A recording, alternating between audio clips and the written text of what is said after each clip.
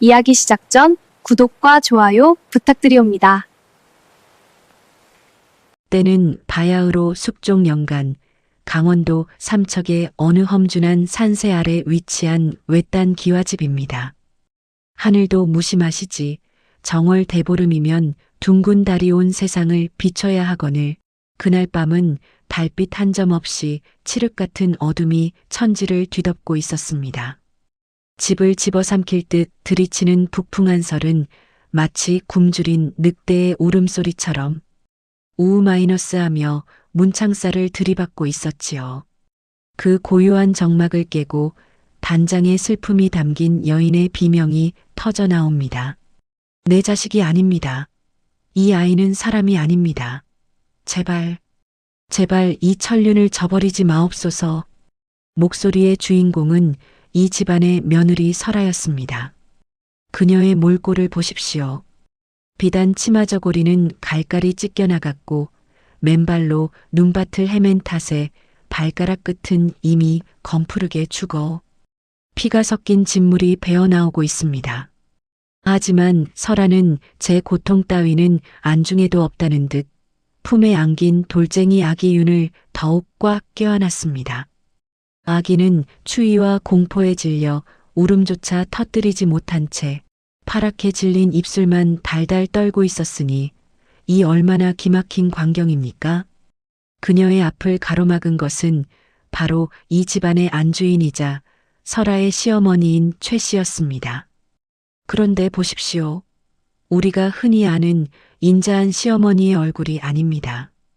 그녀의 손에는 서슬 퍼런 식도가 들려 있었고 눈광등이는 탐욕에 미쳐 핏발이 서 있었습니다.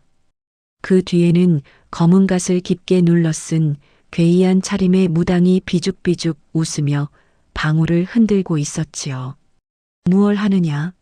어서 그 요물을 내놓지 않고 저놈의 심장을 꺼내어 가마솥에 달여야만 우리 가문의 대운이 트이고 내 아들이 장원급제를 하여 이 지긋지긋한 가난에서 벗어날 수 있다지 않느냐. 최 씨의 목소리는 이미 인간의 것이 아니었습니다. 무당의 사악한 주술에 영혼을 팔아버린 괴물의 울부짖음이었지요. 며느리 설아는 뒤로 물러나며 처절하게 빌었습니다. 어머님, 제발 정신을 차리십시오. 이 아이는 어머님의 손자입니다. 어찌 짐승도 하지 않을 짓을 하려 하십니까? 하지만 돌아오는 것은 매정한 칼날의 위협뿐이었습니다.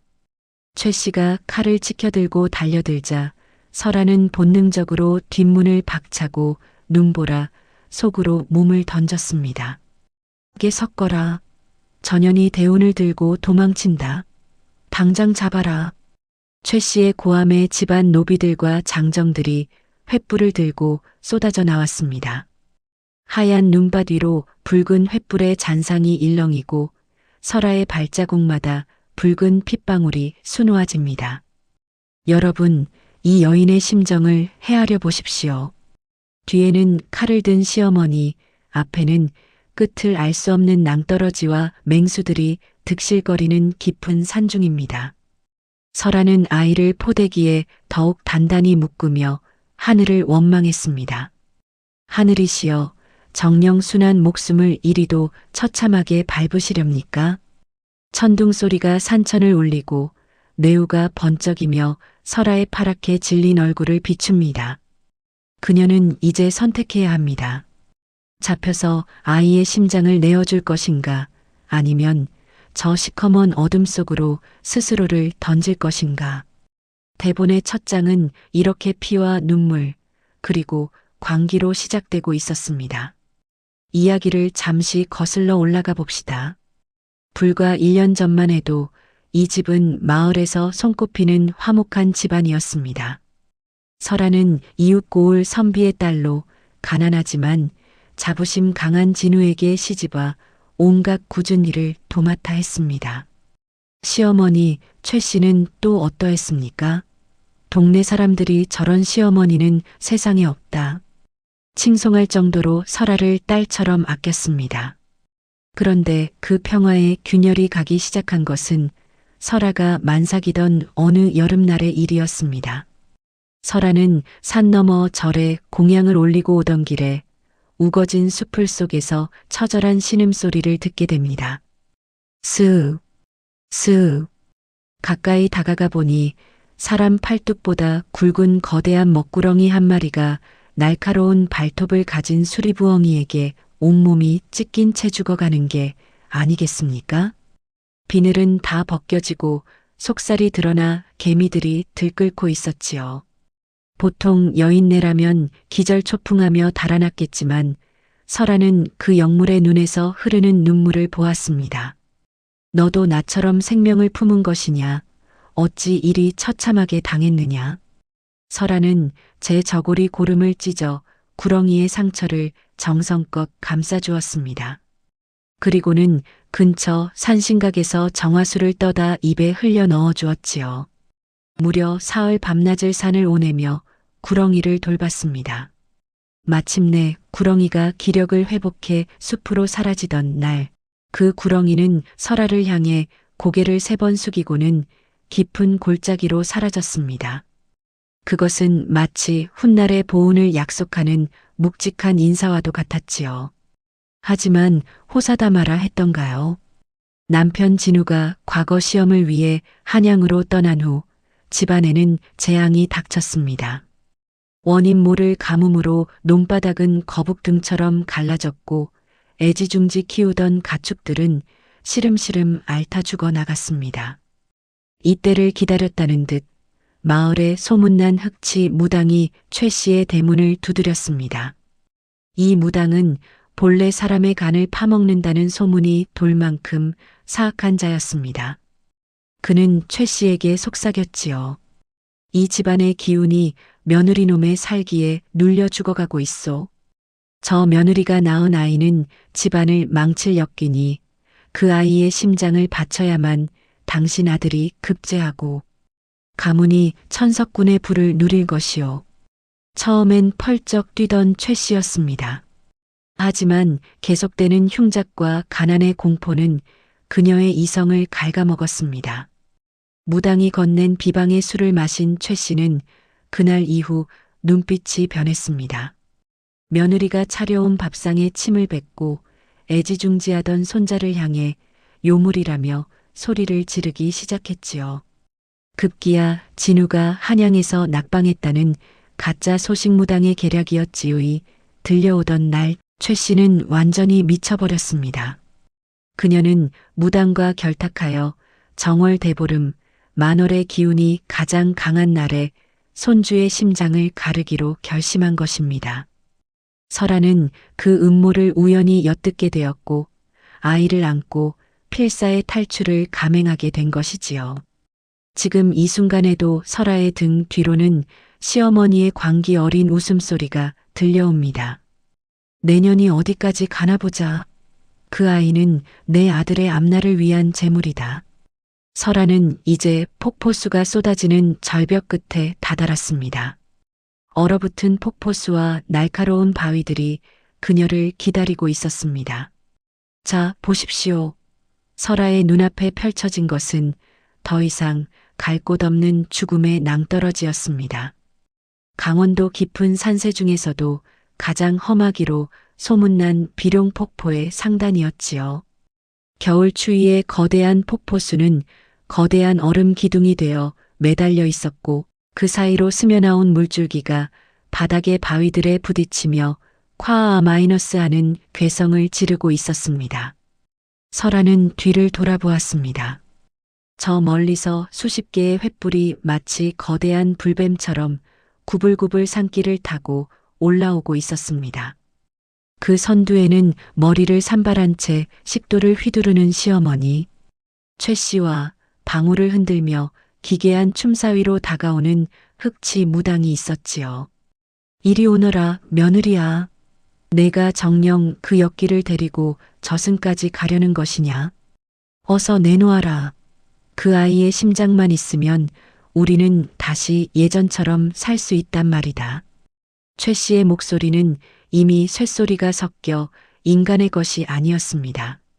설아는 피가 맺힌 입술을 깨물며 아이를 포대기 안으로 더 깊숙이 밀어 넣었습니다. 아이유는 이제 울 힘조차 없는지 엄마의 심장 소리에 맞춰 가냘픈 숨만 내쉬고 있었습니다. 설아는 아이의 차가운 볼에 제 얼굴을 비비며 나직이 속삭였습니다. 유나, 걱정 마라. 이 어미가 너를 절대로 저들에게 내어주지 않을 것이다.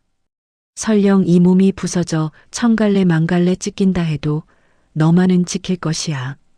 그녀의 발밑에서 돌멩이 하나가 굴러떨어졌습니다. 한참 뒤에야 탁 하고 들려오는 그 아득한 소리. 그것은 곧 다가올 자신의 운명을 예고하는 듯 했지요. 바로 그때였습니다. 흑치 무당이 눈을 번뜩이며 손에 든 부적을 허공에 날렸습니다. 살을 받아라. 요물을 품은 자, 대지의 기운이 너를 거부하리라. 기괴한 주문과 함께 날아온 부적이 설아의 어깨에 닿는 순간 마치 불에 댄 듯한 통증이 그녀를 덮쳤습니다.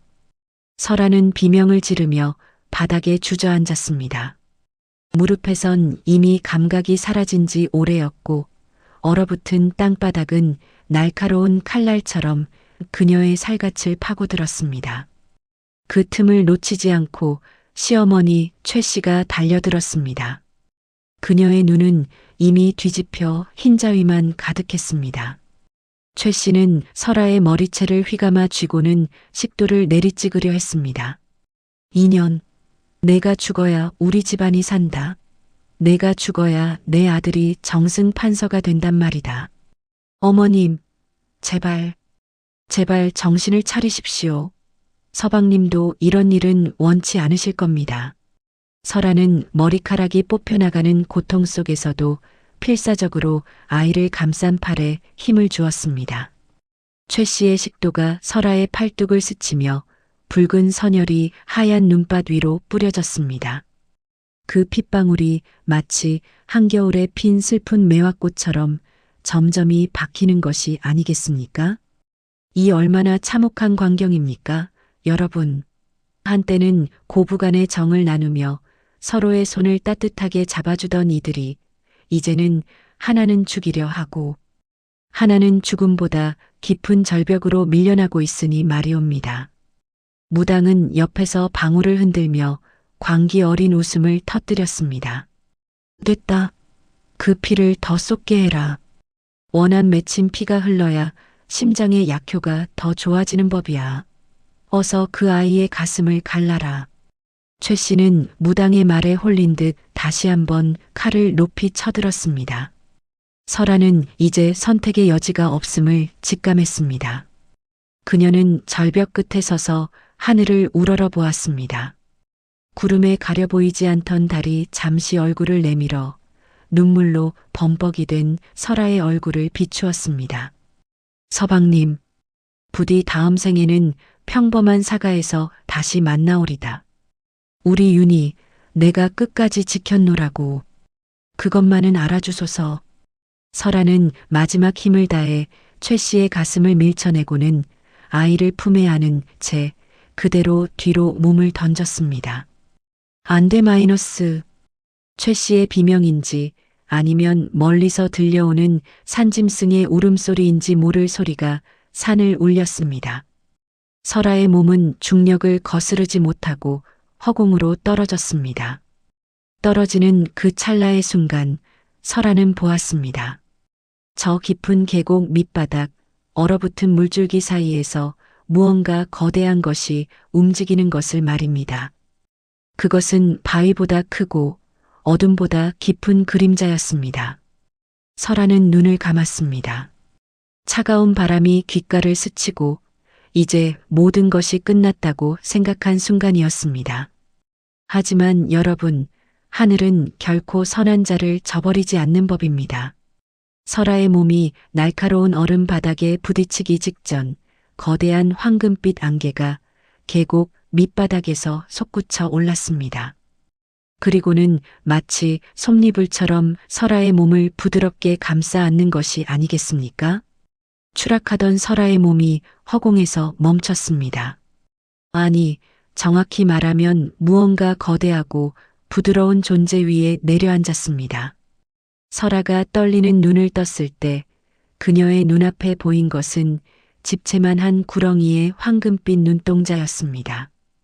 그 눈동자 속에는 무서움이 아닌 지독한 슬픔과 따뜻한 위로가 서려 있었습니다. 수년 전 그녀가 고름을 찢어 상처를 고쳐주었던 그 미물이 이제는 영물이 되어 그녀의 목숨을 바쳐 들고 있었던 것입니다. 절벽 위에서 이 광경을 내려다보던 최 씨와 무당은 사시나무 떨듯 몸을 떨기 시작했습니다. 저게 무엇이냐? 괴물이다. 산신이 노하셨다. 무당은 공포에 질려 뒷걸음질 치다 제 발에 걸려 비명을 지르며 절벽 아래로 사라졌습니다. 하지만 최 씨는 도망칠 수도 없었습니다. 구렁이의 그 거대한 눈동자가 오직 최 씨만을 뚫어지게 응시하고 있었기 때문입니다. 이제 상황은 역전되었습니다. 쫓기던 자는 영물의 보살핌을 받고 사냥꾼이었던 자는 영물의 진노 앞에 발가벗겨진 채 서 있게 된 것입니다. 여러분, 보십시오. 이것이 정령 꿈입니까? 생시입니까? 칠흑 같은 어둠이 깔린 비룡 폭포 아래 죽음의 구렁텅이로 떨어졌던 설아와 아기 윤희가 허공에 떠 있습니다. 아니, 떠 있는 것이 아니었습니다. 그것은 집채만 한 거구의 먹구렁이, 아니, 이제는 머리에 옥빛불이 돋아나고 비늘마다 서기가 서린 이무기가 그들을 품에 안고 있는 것이었습니다. 설아는 정신이 아득해지는 가운데서도 제 몸을 감싸 안은 온기를 느꼈습니다. 차디찬 눈보라 속에서 느껴지는 이 뜻밖의 온기. 그녀가 조심스레 눈을 뜨자 눈앞에는 달걀보다 큰 황금빛 눈동자가 자신을 고요히 바라보고 있었습니다. 그 눈동자는 수년 전 그녀가 치료해 주었던 그 가련한 미물의 눈동자와 같았으나 그 안에는 천년의 세월을 견딘 영물의 위엄이 서려 있었지요. 아, 너였구나. 내가 나를 기억하고 있었구나. 설아의 눈에서 뜨거운 눈물이 흘러내려 영물의 비늘 위로 떨어졌습니다. 그 눈물이 닿는 순간 신기하게도 설아의 찢긴 어깨와 얼어 터진 발의 상처가 씻은 듯이 나으며 새살이 돋아나기 시작했습니다.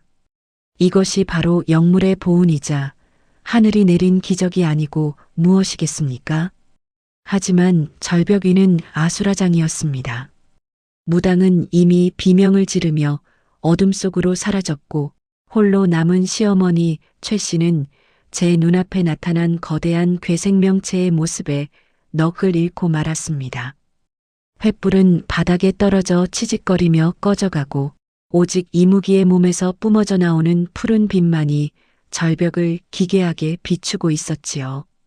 이무기는 천천히 고개를 들어 절벽 위를 향했습니다. 그 마이너스 하는 낮은 울림이 지면을 타고 전해지자 산천 초목이 벌벌 떨고 잠자던 맹수들이 굴 속으로 숨어들었습니다. 이무기는 설아와 아이를 안전한 바위 동굴 입구에 내려놓고는 단숨에 절벽 위로 솟구쳐 올랐습니다. 크아앙 마이너스 천둥을 동반한 포효가 강산에 울려 퍼졌습니다. 이무기의 거대한 꼬리가 한번 휘둘러질 때마다 아름드리 나무들이 수수깡처럼 꺾여 나갔고 대지는 지진이라도 난 듯 요동쳤습니다. 최 씨는 기어다니며 목숨을 구걸했습니다. 살려주게. 네. 내가 눈이 멀었네. 무당년의 꼬임에 넘어가 내 손주를, 내 자식을 죽이려 했네. 제발 이 노구의 목숨만은 거두지 말아주게. 인간의 탐욕이 얼마나 추악한지 보십시오. 자식의 심장을 노릴 때는 언제고 이제 제 목숨이 위태로우니 천지신명께 빌고 또 빕니다. 하지만 영물은 알고 있었습니다. 이 여인의 마음속에 따리를 튼 탐욕의 독사가 얼마나 깊은지를 말입니다. 이무기는 최 씨를 물어 죽이지 않았습니다. 대신 그 거대한 눈으로 그녀의 눈을 똑바로 응시했습니다. 그 순간 최 씨의 눈에는 환영이 보이기 시작했습니다. 자신이 죽인 생명들, 자신이 탐냈던 황금들이 모두 구렁이가 되어 제 몸을 칭칭 감는 환상이었지요. 그녀는 공포에 질려 미친 듯이 웃다가 울기를 반복하며 산 아래로 뛰어내려갔습니다. 육신은 살았으나 넋은 이미 저승에 발을 들인 산송장이나 다름없는 신세가 된 것입니다. 비극의 현장이 정리되자 이무기는 다시 설아가 있는 동굴 앞으로 다가왔습니다. 폭풍우는 잦아들고 구름 사이로 찬란한 보름달이 모습을 드러냈습니다. 이무기의 비늘이 달빛을 받아 은하수처럼 반짝였습니다. 이무기는 입을 크게 벌려 목구멍 깊은 곳에서 영롱하게 빛나는 구슬 하나를 토해냈습니다. 그것은 천년의 수양 끝에 얻은 정수, 여의주의 조각이었습니다. 구슬은 스스로 빛을 내며 설아의 손바닥 위로 날아와 앉았습니다. 설아가 구슬을 잡자 그 따뜻한 기운이 온몸으로 퍼지며 포대기 속의 아기 윤희가 비로소 응애 마이너스하고 힘찬 울음을 터뜨렸습니다. 고맙다. 정말 고맙구나. 너의 은혜를 내 어찌 잊겠느냐. 설아의 말에 이무기는 만족스러운 듯 긴 수염을 휘날리며 하늘을 향해 몸을 틀었습니다. 이제 승천의 때가 온 것입니다. 거대한 몸집이 구름을 휘감으며 하늘로 솟구쳤고 그 발치에서는 오색 영롱한 무지개가 피어올랐습니다. 마을 사람들은 자다 깨어 이 장엄한 광경을 목격했습니다. 용이다. 용이 승천하신다. 사람들은 엎드려 절을 올렸고 그 빛은 한양 도성까지 닿아 과거 시험을 마치고 돌아오던 남편 진우의 앞길을 비추었습니다. 설아는 멀어져가는 영물의 뒷모습을 보며 아기를 꼭 껴안았습니다. 그날 밤에 눈보라는 멎었고 산에는 때 아닌 매화 향기가 진동하기 시작했습니다. 짐승보다 못한 인간의 욕심이 핥히고 간 자리에 인간보다 나은 영물의 자비가 꽃을 피운 것이지요. 이 기적 같은 밤은 그렇게 전설의 한 페이지로 넘어가고 있었습니다. 자, 보십시오. 그 참혹했던 정월 대보름의 밤이 지나고 어느덧 삼천리 강산에는 잔설이 녹아 흐르는 경칩이 찾아왔습니다. 얼어붙었던 비룡폭포의 물줄기는 다시금 힘차게 쏟아져 내리며 생명의 노래를 부르고 설아가 흘렸던 핏자국 위로는 거짓말처럼 붉은 진달래가 흐드러지게 피어났습니다. 그날 밤 영물의 도움으로 목숨을 건진 설아는 구렁이가 준 여의주 조각을 품에 안고 산 아래 작은 암자에서 몸을 추스렀습니다. 신기하게도 그 구슬을 품고 있으면 배고픔도 추위도 느껴지지 않았고 아기 윤희는 날이 갈수록 영특해져 돌쟁이라고는 믿기지 않을 만큼 맑은 눈망울을 빛냈습니다. 그러던 어느 날이었습니다. 마을 어귀에서부터 요란한 꽹과리 소리와 함께 암행어사 출두야 하는 고함이 들려오는 것이 아니겠습니까? 그 소리의 주인공은 다름 아닌 설아의 남편 진우였습니다. 진우는 한양에서 장원급제를 한 것도 모자라 임금님으로부터 이 지역의 부조리를 척결하라는 밀명을 받은 어사가 되어 돌아온 것입니다. 그는 집에 돌아오자마자 아내와 아이를 찾았으나 집안은 이미 폐허가 되어 있었고 미쳐버린 어머니 최씨만이 마당에서 흙을 집어먹으며 구렁이가 온다. 내 심장을 내놓으라 한다. 며 헛소리를 지르고 있었습니다. 진우가 피눈물을 흘리며 아내를 찾아 산천을 헤매던 그때 암자에서 내려오던 설아와 운명적으로 재회하게 됩니다. 부인, 정녕 살아있었단 말이오. 내가 너무 늦었소. 내가 죽을 죄를 지었소. 진우는 설아의 거친 손을 잡고 오열했습니다.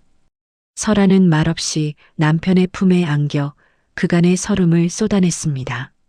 영물이 준 여의주 조각이 은은한 빛을 내뿜으며 두 사람을 감쌌고 그 순간 마을을 뒤덮고 있던 기분 나쁜 안개가 완전히 걷히며 찬란한 햇살이 쏟아졌습니다. 인과응보라 했습니다. 탐욕에 눈이 멀어 손주를 죽이려 했던 시어머니 최 씨는 그날 이후로 정신이 돌아오지 않았습니다. 그녀는 평생을 구렁이의 환영에 쫓기며 산속을 헤매다 자신이 며느리를 밀어넣으려 했던 바로 그 절벽 아래에서 쓸쓸한 최후를 맞이했습니다. 시신을 수습하러 간 이들이 증언하기를 그녀의 가슴팍에는 검은 구렁이 문양이 선명하게 새겨져 있었다고 하니 이 얼마나 무서운 하늘의 심판입니까? 반면 설아와 진우의 집안은 여의주의 기운 덕분인지 대대로 복을 누렸습니다. 설아가 가져온 그 신비로운 구슬을 마을 우물에 넣자 수십 년간 이어지던 가뭄이 멈추고 맑은 물이 솟구쳐 올랐습니다. 그 물을 마신 병자들은 씻은 듯이 나았고 마을은 강원도에서 가장 풍요로운 곳으로 이름나게 되었지요. 무엇보다 기막힌 것은 아들 윤희의 성장이었습니다. 윤희는 영물의 기운을 받아서인지 10살에 사서삼경을 떼고 20살에 아버지를 이어 장원급제를 하여 훗날 나라를 위기에서 구하는 명재상이 되었습니다. 사람들은 그를 가리켜 용의 아들이라 부르며 칭송했습니다. 베푼 자비는 결코 사라지지 않습니다. 그것은 씨앗이 되어 여러분의 가장 어두운 밤, 가장 깊은 절벽 끝에서 반드시 찬란한 꽃으로 피어날 것입니다. 설아가 던진 그 따뜻한 옷자락 한 조각이 결국 자신의 목숨을 구했듯이 말입니다. 오늘 이야기가 여러분의 마음속에 작은 울림이 되었다면 그것으로 저의 입담은 충분한 보상을 받은 셈입니다.